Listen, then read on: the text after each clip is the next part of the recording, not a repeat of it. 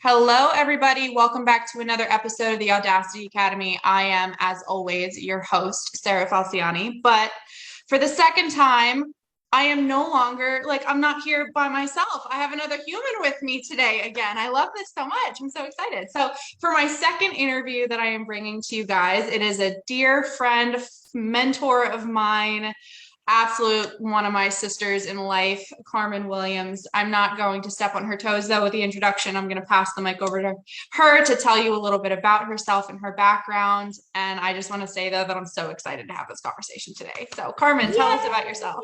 Oh my gosh. That gave me goosebumps, believe it or not. Hi guys, I'm Carmen Williams and I am a wedding and portrait photographer, also a veteran. I served 8 years in the military and an entrepreneur, a mom, I mean, all of the things. So student, forever lifelong student, because I don't think you can ever, stop learning. So yeah, I'm excited to be here. I'm so excited that you're here. You have such an incredible story. We've known each other for so long. We met in the Army, actually. Mm-hmm. She was my squad leader at Fort Hood. We both served there. And boy, have we just been through so much together. And this woman knew me when I had no boundaries, guys, no concept of boundaries, didn't even know what the word meant. It wasn't even in my vocabulary yet. So if you ever want to get some down and dirty background on Sarah, you can just shoot her an email and I'm sure she's got some shit to tell you. Got the secrets. No, no, I know we transitioned each other out of the military, and boy, what a transition it is getting to know yourself separate from the military. It's identity, it's self-worth stuff, it's communication, it's career. It's such a crazy time. So tell me what you learned about yourself in that transition, about self-worth, about boundaries, all of it. So transitioning out of the military definitely was like a rude awakening, because you're always in this go mentality. Like it doesn't ever slow down when you're just doing the Army stuff all the time. And so transitioning out, I went from this, stellar person to eventually being no longer worth the value for the military. And so you see this transition not only into myself, but like all my leaders around me that just kind of like brushed me off, like wrote me off essentially. And so then, coming out of it, just diving into, okay, well, what do I do now? And I think a lot of veterans, I know for a fact, a lot of veterans go through that transition because you have this camaraderie with one another, but now it no longer exists like that. Like it happens so quick. And so now you have to step out into this world and figure out who you are as a person, no longer serving a big entity like the Army. Right. And so, I started school right away, took some time on top of that to just finding who I was and, not having to be this gung-ho, strong-willed leader to my soldiers, and then also supervising and all this other stuff that, is demanded from you essentially, that you just kind of, you lose yourself. You really do. And so I think I took, I don't know, it was a couple of months of me just kind of figuring out what I wanted to do. So photography has been a part of my life since, it sounds corny and cheesy, like every other photographer, since high school.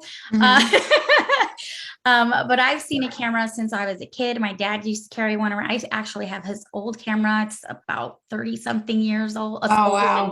Does it still work?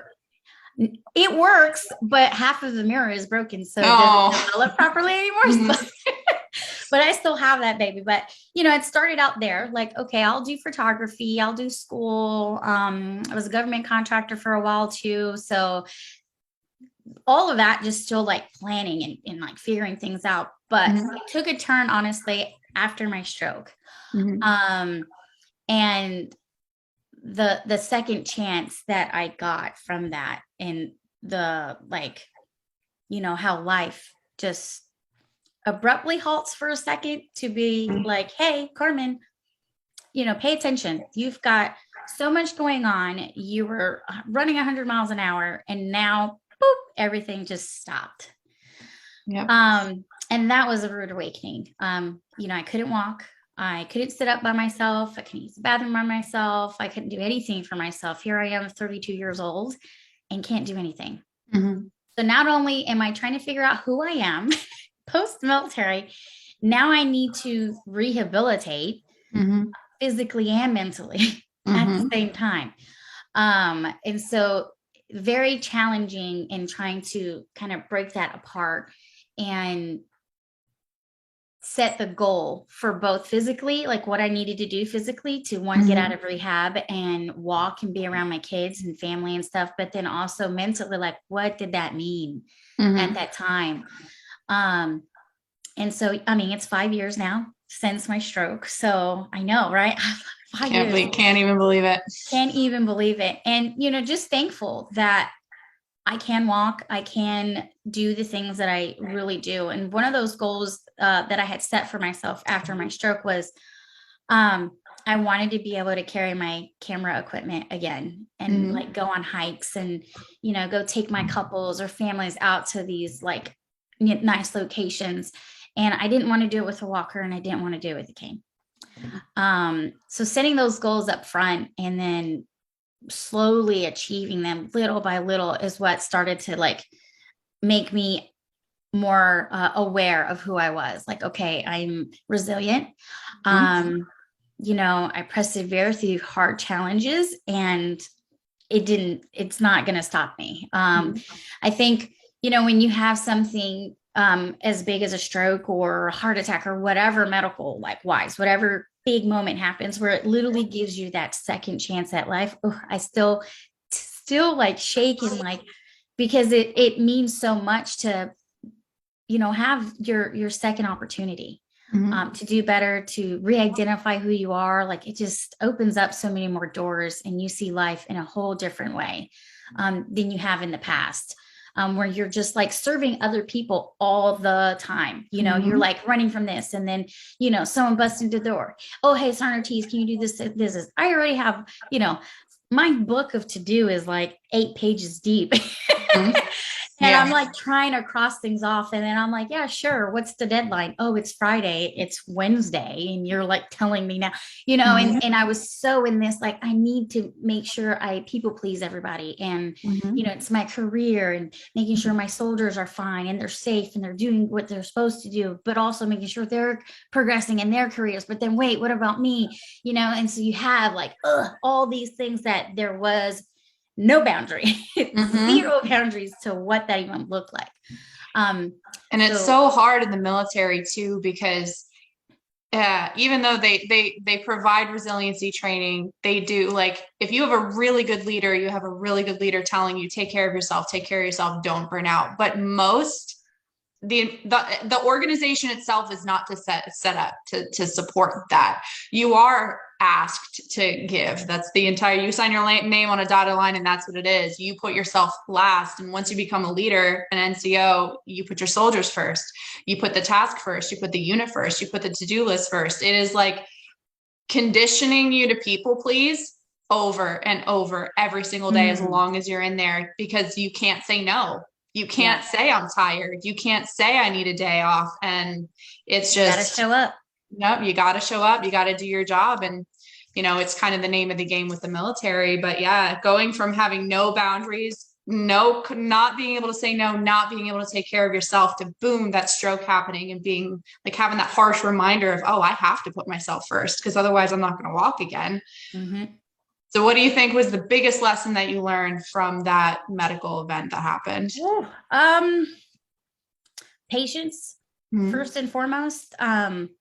Because I did have, you know, this happened in February of 2017. Yeah. And I was, you know, medically retired in November of 2016. So I only had a form 3 months, literally like 3 months to kind of decompress out of the military. To me, that's not enough time to like really dive into who you want to be, value your life and your family, set priorities and trying to figure all that stuff out. So patience was the biggest one, because I'm still 3 months out. You're still in this military mentality of get up and go and move and do this, and then on to the next task, and da da da da da. And I was still going and going and going. So that to slow down, and like your body needs to rewire itself to be able to pick up a brush and brush your hair. Your body needs to figure out how to sit up properly without a slouch. Your body needs to know how to plant a foot correctly in order to take that very first step and not have it dragging behind you. Like all of that stuff in my mind, I was like, I'm going to do it. I rolled out of the bed, low crawling to the bathroom because I didn't want a nurse to help me.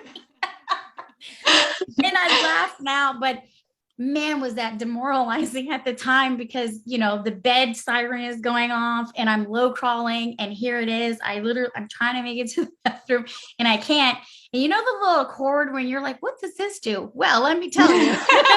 Now you found out the hard way. I found out the hard way what that little cord does. And so, you know, giving myself the grace and the patience to, you know, physically get to where I needed to be. And that pulled in the mental part of it of like, okay, now I need to take, you know, because now I learn different because of my stroke. I no longer can, you know, read something and boom, got it. Like I need explanation.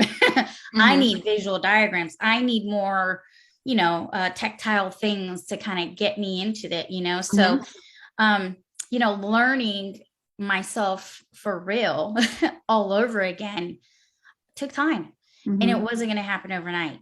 And so I had to set that first. The crazy part too is, you know, now not only do I have to place that first, but now I have a little human growing in me post, because you were pregnant. I found out I was pregnant 2 days or 3 days after my stroke. So, you know, what was me happened? Oh my God, why this happened? Like I'm too young to be having this. And this, you know, I think I wallowed in that for maybe a whole day, if that. And then after that, you know, I will thank the military for like, all right, okay, shit happens, so move on. So that was how I thought about it. Okay, shit happens, so let's move on. And then yeah, okay, now I'm pregnant too. Like, oh, okay, how much more can I handle? When it rains, it pours. Oh yeah, it sure does. It comes hard. So, you know, now shifting those gears to being able to have a healthy balance of physically being able to walk again. I used to carry a backpack with me. I was still in school, you know, so I would carry my bag to class to kind of help me balance again, so that I can walk without a walker. I mean, or a cane anyway. I had a cane for about 6 months. So, you know, but it took time, and then I'm growing a belly. And so now I got to counterbalance what's happening in the front now too. So, the patience is key. And understanding it's not going to happen overnight. It's just not. I mean, let's be real. Yeah, no, everything takes time. Did you understand what boundaries were at this point when you were going through all of that? Not really. And I know yes, we know what boundaries are, but not to the sense of like not overextending yourself.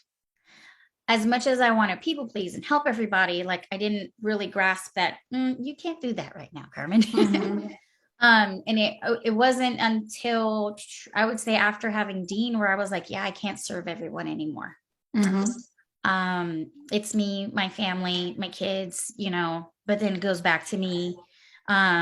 Because without my mental psyche being straight and not knowing what my left and right limits are, then I'm not really serving anyone. You know, you're not doing anyone justice. You're doing it haphazardly. You're doing it half-assed. You're dropping the ball. Like so many things happen. You're not at your best when you are trying to serve everybody. And I just started to notice that more and more as, you know, I was able to be like, yeah, I can't do that today. Or actually I'm planning this instead of stuffing my schedule with like all the things. And so you just kind of have to like, I figured separating things out, either batching work or literally scheduling weekends where it's family only, and not taking clients because that's my dedicated family only time. And that I did in the very beginning, starting out my business. I was like, I hear it all the time, burnout. I hear it all the time, this and that. And I'm like, why do people burn out so much and so often? Well, it's because they want to people please and they want this and they want that. Yep. And you can't do it all and be sane. I love y'all, but no. Yeah. Did you have to deal with any guilt when you had your stroke, realizing you couldn't give to everyone, realize you couldn't please at the level you were before? Like, tell me a little bit about that. Absolutely. Especially when you're starting off with your business and you want the cash flow immediately, that's to me. And I will be honest. I wanted the cash flow. What business entrepreneur don't we all want that, right? So now I want the cash flow. I want to be busy. I want to look like I'm looking busy. So I'm taking it all the things that I don't want to do, all the things I really didn't have a passion for. You're just taking it all so that you can have this portfolio. But where does that stop? If you continue to take on all the minuscule things or sessions or photography sessions from, in my case, like, newborn sessions, family sessions, military ball session, like all kinds, like none of that really spoke to me. It was just, I wanted to be a photographer, but I didn't know where that was going other than I needed the cash flow. Right. But you did get burned out. And then it was like, I'm not producing the work I want to because I'm not focused on the thing that I really wanted to do. And yes, I wanted to work with people. I wanted to photograph people. I know real estate isn't my jam. I know that, like I love newborns, but I really don't have the patience to like hold a baby still for hours and hours on end, and I give props to those photographers that can do that. But, I love creating connection with, people. And that being reciprocated in return. So, I needed to figure out where that niche was. And so that's where portraiture came in place and where I was doing more, branding, more, I played around with boudoir for a while there, which was lucrative, but it still wasn't my thing. It was, it was a fun thing to do. I loved it. Don't get me wrong, but it didn't call to me just yet. I actually let that go and it opened up portraits and weddings. And that's where it's at. Like it opened up so much more free time. It opened up so much more time with my family instead of taking, all these things throughout the day and then the weekend and this, that, and the third. So, letting those things go and focusing on what it is I actually wanted to do, let me, say goodbye to all of my boudoir clients that were ready to book the next year or their friends. And I'm like, I dreaded sending that email. I was like, I have to let something go. I can't run boudoir weddings and portraits. Like it was a lot. And because I do deliver albums and I do deliver wall art. And so that was taking so much of my time. I was like, all right, what are we cutting here? And it so happened to be boudoir. And man, was that a blessing. Absolutely. It took photography for me on a whole nother trajectory when it came to wedding and portraits, like wedding portraits, maternity, that kind of like evolved in itself where I was like, okay, this is my happy place.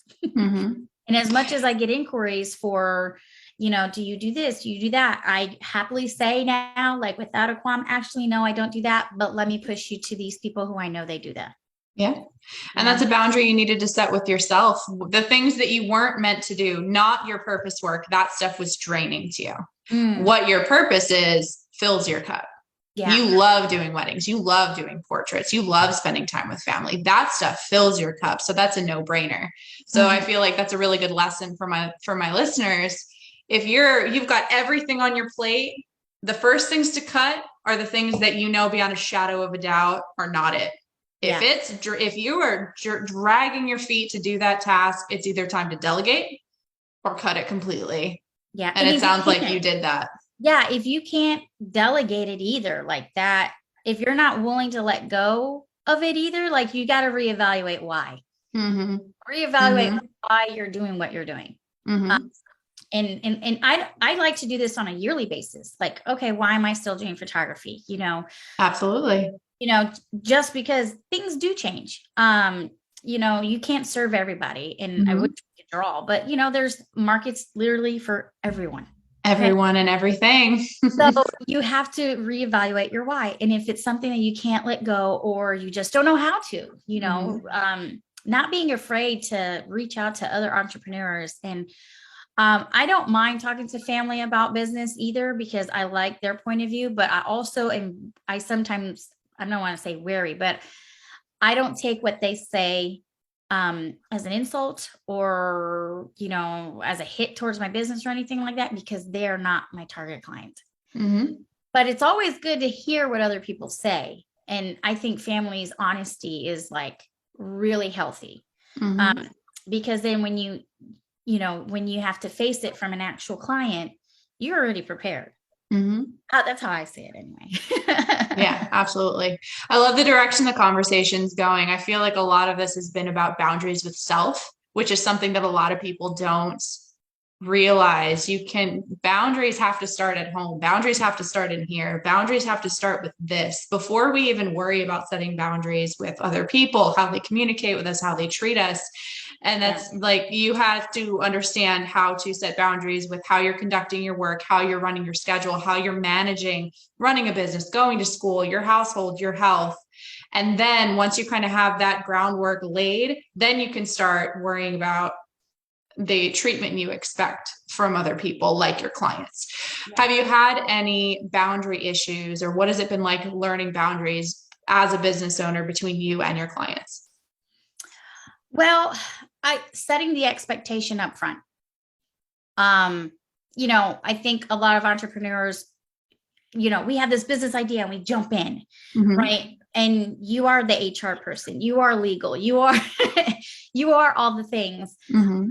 But setting the expectation up front with your clients will set the tone and boundaries for them too. Mm-hmm. They'll know exactly what they can do, what they can't do. They know exactly where they fit in. They know how they mesh and, get to work with you. They know what that looks like. Mm-hmm.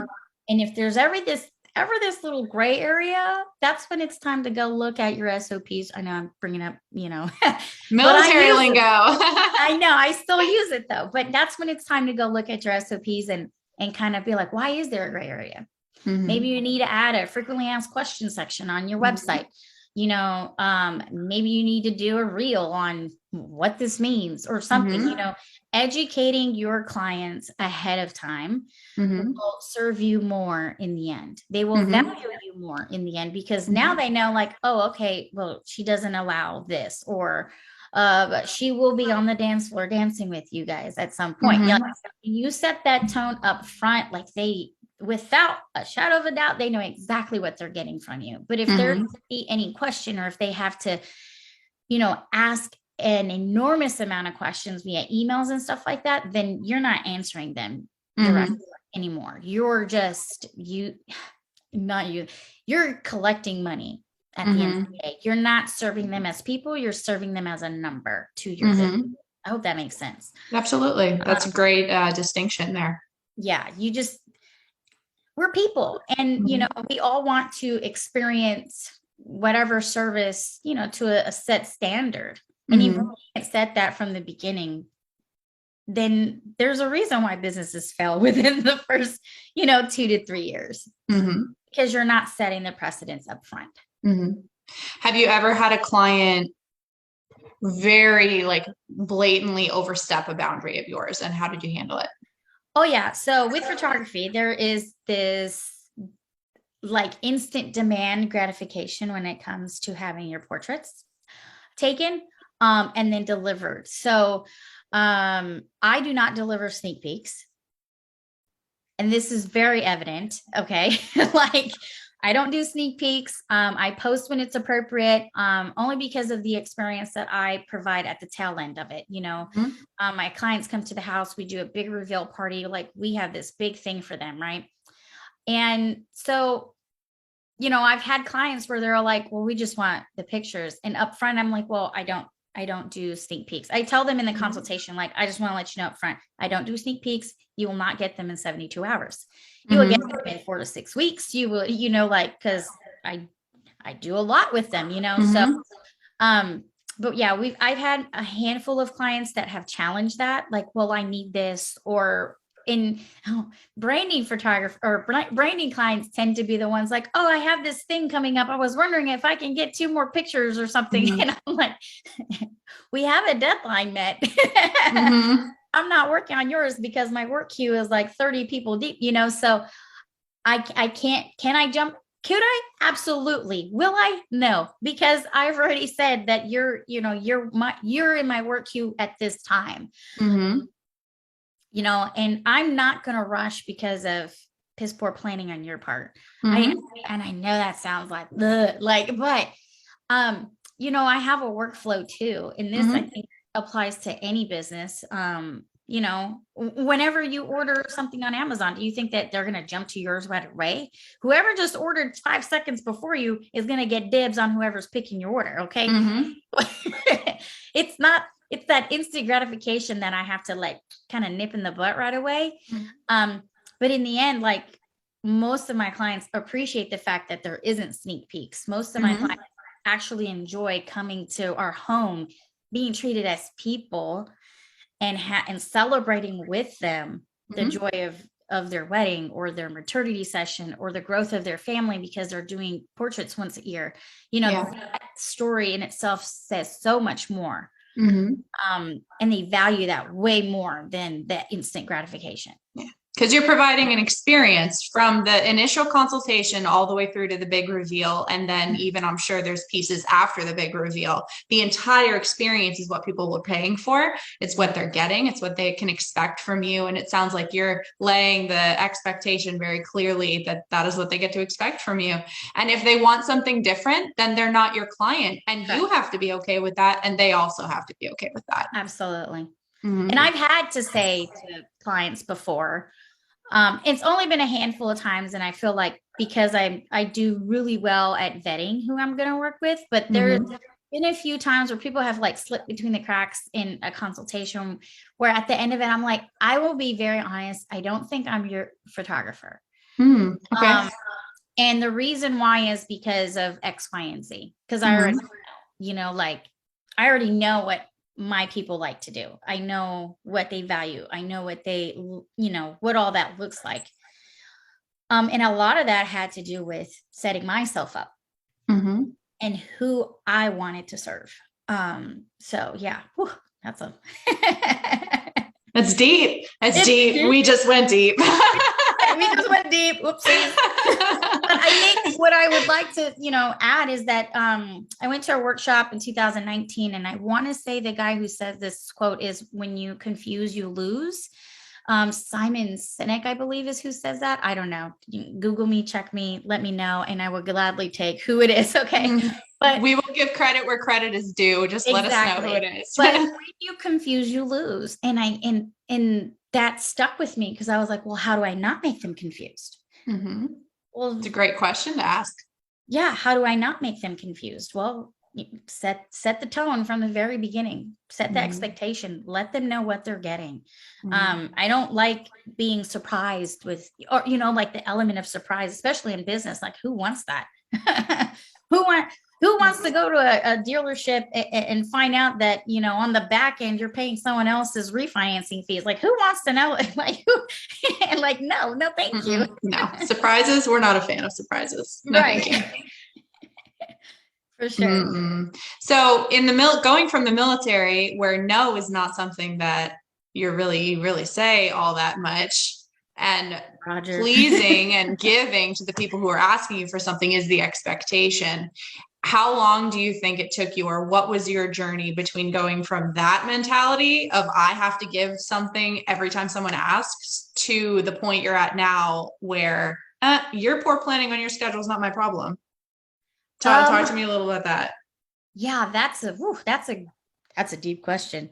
Because 6 years ago, right, you were still in the military and that was where you were at. If someone Yeah. asked something from you, you were like, okay, your deadline is absolutely more important than whatever Than I've mine. got going on. Yeah. 6 years now, you're completely totally different mentality. Absolutely. Now, I mean, the lessons learned from being in the military about planning properly, like I feel sometimes the people you work with, they do their best. But again, setting that tone. But I would say it took about 4 years to really narrow that down. Mm-hmm. And be like committed to, nope, that's a family weekend, or I'm sorry, I'm not available. Like they don't need to know it's my family weekend or not, Mm-hmm. but Absolutely. I'm just not available. Mm-hmm. And I was okay with that. And then, on the other end to that is working from home with 3 kids and a husband and 2 dogs and a cat, like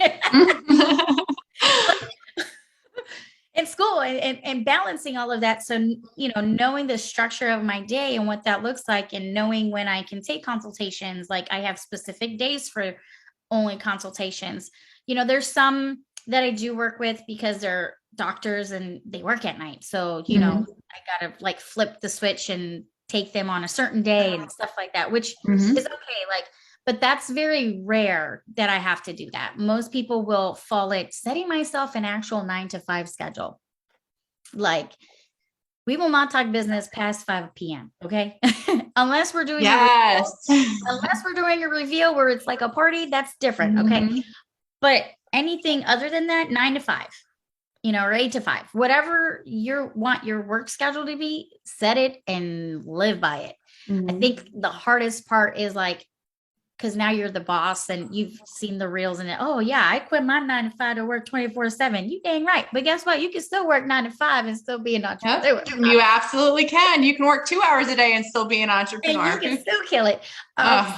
So setting that up ahead of time made a big difference. And it wasn't, like I said, it took about 4 years. So it was picking my 9 to 5 schedule, or 8 to 5. When are my lunch hour breaks? Do I even take lunch? Do I just stop at 3? Okay, what days are my education days that I invest in myself to learn more and hone in on my craft? Because that will never stop. Or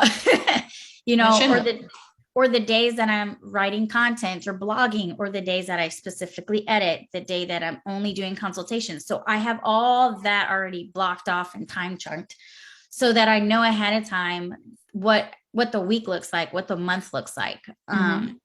But yeah, that took a while to figure out and cut all the bullshit, like, yeah, I don't need to do that. Mm-hmm.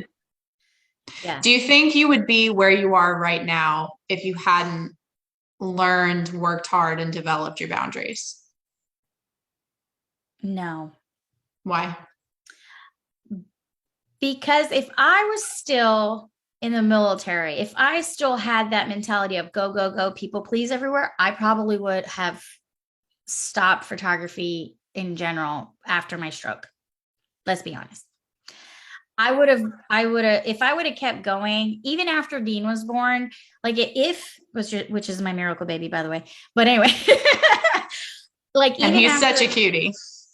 Even after he was born, I didn't jump right back into photography. I needed to learn how to be a mom again. Well, not learn how to be a mom to an infant. Both my other kids are old, they could take care of themselves. They're elementary school, middle school ages. So, and here I am, and now my kids are 10 years apart. Like that's a huge difference. And so I wanted to take that time right after Dean was born to be there for him. Because I wasn't there for my oldest, Naraya. I joined the Army when she was 10 months old. So I missed all of the first years with her. And that hurt, and it still does. It's still a sore, sour little subject every now and then that it comes up. But I'm grateful for the career that I had in order to provide for her. And now here I am post that. And now I want to make sure I'm there and present for not only Dean, but now for also Nariah and Aiden. So I didn't jump right back into photography. One, I wasn't confident enough to carry my gear and be able to take photos without shaking and not being fully balanced, because that matters. Yeah, absolutely. That matters. So building the physical strength to do that is, where that comes in play too. So, but if it weren't to taking those little breaks and working on myself physically first, then working on my mental, and then be like, okay, well, maybe I can pick that camera up. Maybe I can get my book bag and carry my gear with me and walk around and not fear of falling or tripping, or, you know what I'm saying? Like it took the patience of like literally going step by step and figuring out what was okay for me and what wasn't okay. And I didn't want to be burned out because I really like photography. I really enjoy it. I know you do. And you're amazing at it too. I can't wait to send everybody to your website to go and check out all of the photos, and your social media is always so beautiful. Whenever I see a new photo, I'm like, oh, she's doing the damn thing. I'm so proud. I appreciate it. And the growth too, just in that alone is long roads. It never stops. No, it can't stop. Can't stop, won't stop, never stop. But on that note, that can't stop, won't stop mentality, there's no way you can keep up that pace if you don't have boundaries. If you're not monitoring your self-care, if you're not pouring into your cup first, if you're not looking at yourself first and making sure you in your bubble are squared away, you can't keep up with that hungry, I want the money, I want to serve my people, I want growth, I want to grow personally, professionally, I want to raise productive kids. You can't do that if you are running on empty and trying to make everyone happy except yourself. Yeah. You got to set the example too, because I have 3 kids that look up to us, to me and Jake, my husband. So you can't look frazzled. You can't look like, you can, of course, but I want my kids to know what success looks like, what failure looks like. And not every day is a good day. I do fall behind, but who doesn't? But then you pick a task, focus on it, and just go for it. And my kids know, obviously they know I had a stroke, and they know the second chance that mommy had, and that, with that, value the life you have now here, and take the time to do what it is that you actually love, and to set those boundaries. Here we go again. Set those boundaries to make sure that you can do the things that you love. If you want to travel, okay, well, stop spending money on Starbucks all the damn time and start saving up so that you can start going travel. I know. Don't call me out like that. Fired. I got it. Shots fired. Okay, Caribou coffee. How about Caribou coffee? No, nobody, no takers. Okay. But like setting those goals allows you to know where you're going to go. And it allows you to, my kids know what's okay for them and what's not okay. And they know with us as parents, like, hey, like when my office door is closed, that's a boundary. They know mom must be doing something important. Let's not interrupt. But also like, hey, mom's going to be on a call. Give me like 30 minutes. And they respect that. They understand that. And then I do that in turn for them. Like they want to play a video game. Okay, well, let's negotiate. How much time are you willing? How much time you invest in? I'm playing a video game, and they're like, oh, I don't know, 15 minutes. All right. And I'm not going to say who, but we have GOOGLE up in here, and it's just setting that timer. And then it's to the point where it's like, all right, you're going to do it for this long. Okay, cool. We'll go ahead and set the timer, and they'll do it themselves. So I'm now showing them how to give themselves their own boundaries and not going 8 hours straight playing video games, or 8 hours straight behind a phone, or, like staying stuck. So, we have at noon on the weekends, all devices are shut off for the kids. Go outside and go play. Brilliant. That's brilliant. And if it's a rainy day, we've got board games galore. So pick a game play Monopoly, that goes about 6 hours. Well, there you go. Absolutely. Nothing like a good Monopoly game for when you're locked inside with no technology. Yeah. They have in their rooms, the boys have a reading nook. So they have books galore, color galore, and I do art all the time. So we have canvases everywhere, paintbrushes, acrylic paints. So there is, my kids have stuff to do, not just be stuck on a device. And that's crazy right now because that's, society is so stuck on that all the time. I have screen time limits for myself. Okay. It's like, and they serve you again. I mean, it's a boundaries podcast. So whoever is listening, if you're tired of hearing boundaries, please just don't come back because that's all we're going to talk about. It's the boundaries with yourself. It's deciding the life that you want to have and setting the boundaries with yourself and other people to make that life possible. It's goal setting, it's boundaries, it's self-talk, it's self-worth, it's confidence, it's communication, it's all of the things. That's what building a beautiful life that's in alignment with who you are and who you're meant to be. That's what it's all about, guys. Yeah. 100% agree. Oh, absolutely. Absolutely.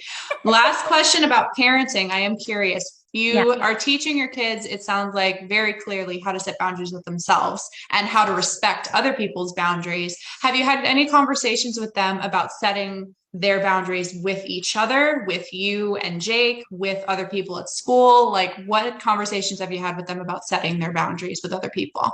Oh, that's wonderful question. I feel like I just had this conversation with the kids the other day because it is a nonstop conversation. It's, there's one thing's to have, rules in your home of what's acceptable, what's not acceptable. Everyone runs their household different. But I want my kids to, be a good person. And part of that is knowing themselves. And so the boys always want to be in Naraya's room, but she's a young lady. She's 14, so. Oh my God, she is not 14. Oh yeah. She needs her space. And so, Dean, who's 4, he's the hardest one to explain boundaries to. And you have to hey, well, Nani needs her time. I got to break it down to a 4-year-old. Hey, how you like to watch your pad and no one bothers you? Or you get upset because Aiden's creeping over your shoulder. Well, that's what you're doing to Naraya. So why don't we give her some space like we give you? And then that way, when she's ready to play, she'll come and let us know. And she'll come out all right, what are we doing now? And the big thing is in school too, for the kids, we're not there with them. So the teachers have to set that tone also. And believe it or not, I have conversations with my kids' teachers because I want to know what they're up to, how they're behaving. That way we can address it here at the house and take care of it, and them respecting other people's peace and space. Because that I don't want to ruin them when they get older and not be unruly and don't follow rules. All that is boundaries. So we start out with, rules in the house of if you do that, if you put your shoes here, then they go by the front door as soon as you walk in. Your book bag goes here, starting to set those routines, if you would. Okay, this is what I'm supposed to do.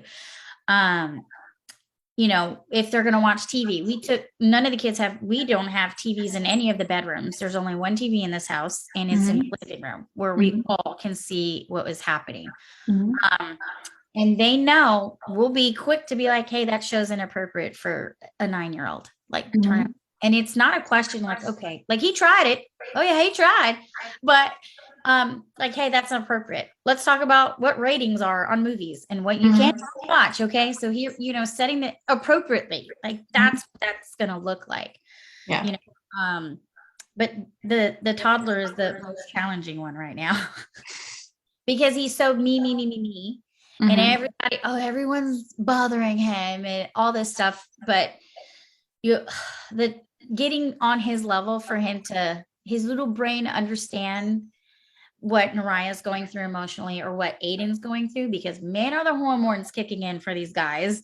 It is a roller coaster up in here sometimes. I believe it.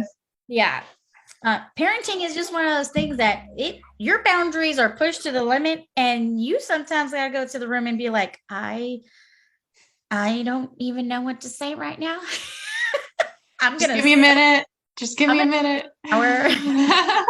I'm going to go sit in the bathtub with the water running and just cry for a minute. Yes, just for a minute, because, and then teenager girls like, oh man. If you guys got teenage girls, like I liked it. Some people, what's the secret sauce? There ain't no secret sauce. Keep your shit together. That's the secret sauce. Like, just make it through. Just make it through. 18's coming. Yeah, make it through, but also be impactful in a way that, my daughter understands that I'm not your best friend. I'm your mom. I'm your parent, but I can also be your best friend. I'm not trying to be a best friend to my daughter. That sounds cool. Yeah.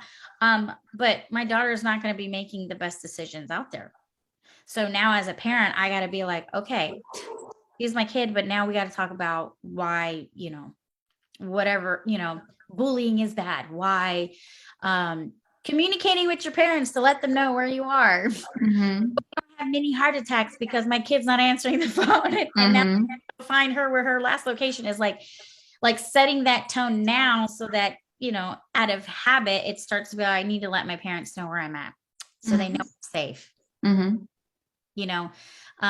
So it's like setting all, God, it's so complicated. Well, it's leading by example. First and foremost, it starts with you. I'm not a parent personally. I mean, my Rottweiler is a handful, but I didn't birth him. If I could have birthed him, I would have, but I didn't. So we're here. Okay. Yeah. I don't have human children, but I feel like it's a tried and true from everyone I've had conversations with, from parents I know, from my own parents, and from my own philosophy that I'm developing if I ever get to be a parent someday, is that it does start with you first. You pour into yourself first. You know what your values, your standards, your boundaries, your expectations for how you want to live your life. And then it's like you have your bubble and your kids are inside your bubble. Yeah. And as they become adults, they might have their own bubble with a door between, the two bubbles. Yeah. Your spouse is in their own bubble with a door between the two bubbles, but you have to manage yourself first. And I think you can't go wrong as a parent, as a human being, as a business owner. Yeah. If you are consistently every day coming back to who am I? Why am I here? Yeah. That will never fail you. Yep. And on that note, we're going to wrap up. It's been such a good conversation. Let me and all of the humans know the number one platform, social media that you're on, where they can find you, and a website if you have it. Yes. Okay. So I'm on Instagram at Carmen J Photography. My website's www.carmenjwilliams.com.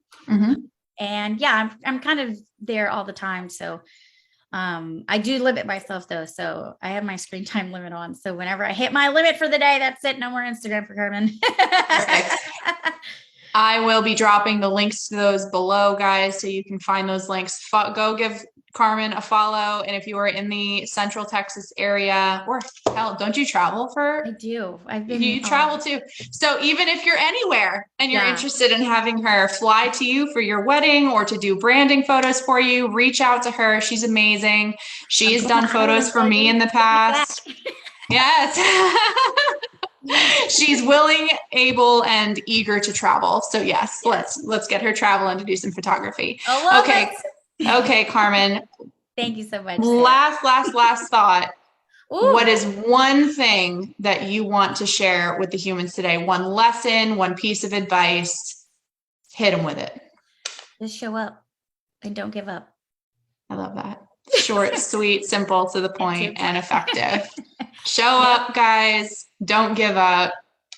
This life is yours. Make the best of it. Absolutely. All right. We'll see y'all next time. Tune in next week for the next episode. I'll talk to y'all later. Thank you, Carmen. Bye, guys.